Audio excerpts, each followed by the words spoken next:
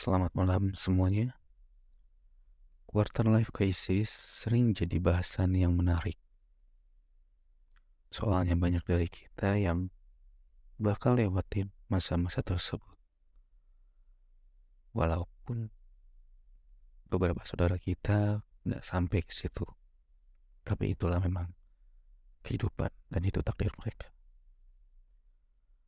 Mau nggak mau, karena umur bakal terus nambah dalam hitungan manusia, kita akan semakin dewasa, kita akan semakin tua.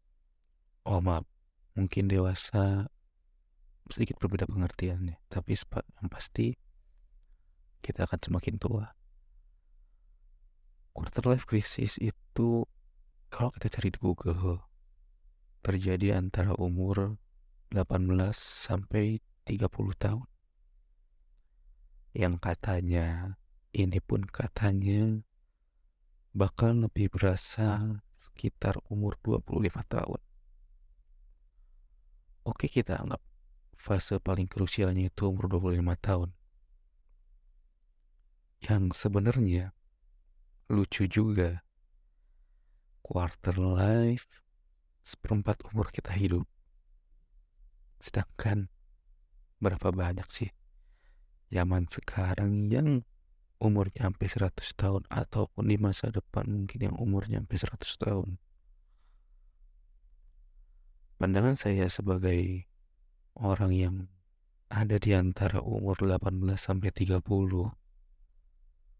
mungkin quarter life crisis itu sebenarnya nggak ada. Sekali lagi, nggak ada. Kenapa nggak ada? Dan kenapa sebenarnya itu kayak ilusi?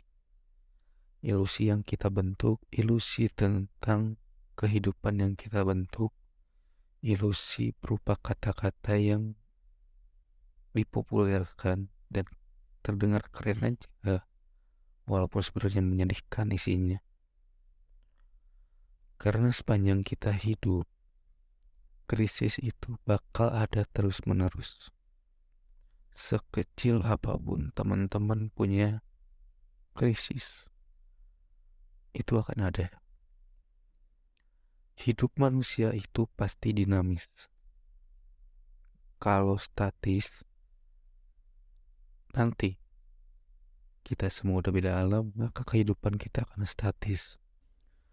Entah nyaman atau enggak, tergantung kepercayaan teman-teman dan proses hidup teman-teman. Quarter life crisis sendiri mungkin kayaknya tuh terlalu dilebih-lebihkan. Karena bisa aja dari masing-masing kita punya krisis yang sangat besar tuh bukan di umur segitu. Mungkin di umur 40 atau mungkin di umur 50. Terus kalau dibilang, loh, tapi quarter life crisis itu beda. Itu krisis jati diri, penuh kebimbangan, gak jelas arah. Oke, memang itu yang terjadi. Tapi yang lebih tepatnya, umur segitu tuh kita lagi ada di dua tahap awal kesedihan. Denial sama anger. Itu yang udah 40 sampai 50 tuh bukan mereka udah nemuin jati diri kok. Kebanyakan tuh mereka udah berdamai dengan yang ada. Mereka ada di fase terakhir kesedihan, acceptance. Kayak ya udahlah, terima aja. Mereka cuma nerima takdirnya masing-masing, teman-teman. Tentu ada yang nemu jati dirinya, tapi paling cuma berapa persen. Untuk teman-teman yang tinggal di kota besar, pasti bakal lihat banyak orang yang nemuin jati dirinya. Mereka ibaratnya udah jadi orang, udah sukses, udah karirnya bagus, sudah tinggal menikmati fase-fase mereka. Kayak misalkan, oke nggak usah yang terlalu tua, misalkan ada umur 30 ke bawah mereka merasa menemukan jati dirinya. Contoh dia anak teknik mesin, belajar programmer, masuk ke software house atau misalkan ke startup dan sukses. Lalu kita merasa, oh dia udah nemu jati dirinya, dan dia pun mengamini, mengiyakan dia menemukan jati dirinya. Atau mungkin anak akuntansi, dia kursus ke K3. Coba bayangkan K3 itu ranah mungkin harusnya anak-anak teknik atau anak-anak IPA lah. Tapi dia masuk ke situ, punya modal, dan masuk ke bidang itu, bekerja di situ, ternyata merasa passionnya di situ, jati dirinya di situ, dan lain sebagainya. Itu bagus buat teman-teman jadiin pemicu. Bagus buat teman-teman jadiin gue harus punya jati diri seperti itu. Tapi biar nggak terlalu parah pas nanti bergaining sama depression, pandangan kita terhadap kayak gitu bisa kita turunin dikit aja, atau mungkin dikit lagi,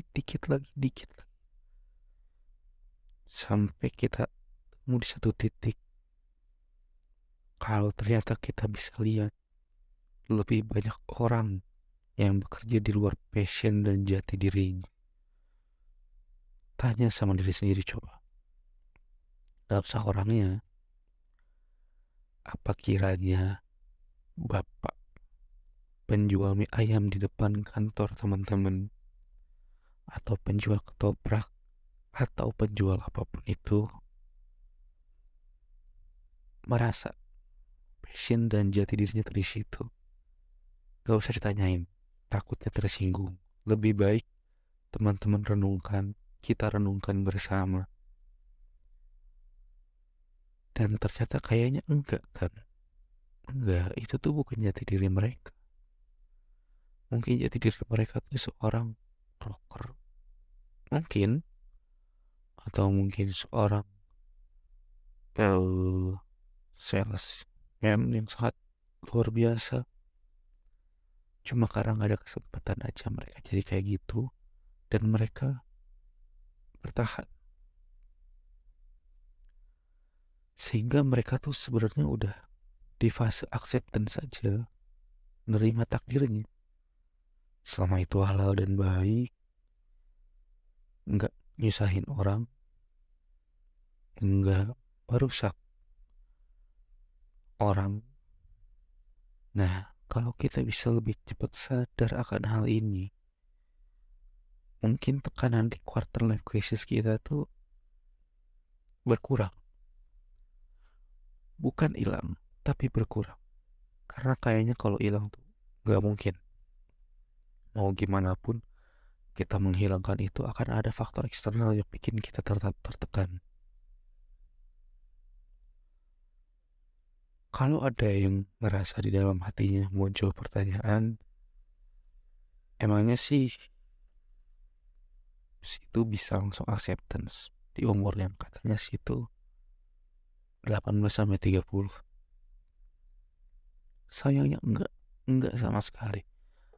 Saya pun enggak pernah berada di fase yang langsung acceptance, enggak pernah. Saya melalui denial, anger, terus bargaining sama depression. Dan itu saya enggak sadar kalau saya bisa langsung sebenarnya acceptance. Kita semua tuh nggak sadar sampai ada orang yang ngasih tahu.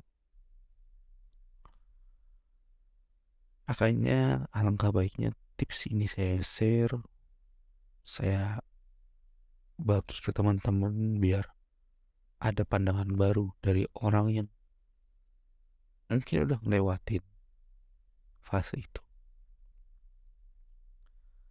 Dan seenggaknya mengurangi orang-orang yang bakal senasib kayak saya, senasib kayak orang-orang di luar sana yang sudah nggak bisa balik lagi, bisa balik lagi ke fase sebelumnya. Makanya pasrah dan tawakal itu penting. Soalnya banyak hal yang di luar jangkauan kita. Karena satu detik pun ke depan nih, kita nggak tahu bakal gimana, apa yang terjadi, apa yang menimpa kita, kita dapat apa, nggak ada yang tahu. Kalau orang-orang bisa meramalkan sesuatu, coba datangi, ngobrol-ngobrol, tiba-tiba tabok aja. Mungkin dia nggak akan tahu. Karena kalau dia tahu, luar biasa. Itu masih di luar kepercayaan saya sih. Jadi buat kita yang umur 18 sampai 30 tahun, mari kita kurangi rasa bimbang kita kurangi rasa denial sama anger kita pasrahkan, serahkan sama yang di atas. Selamat tidur.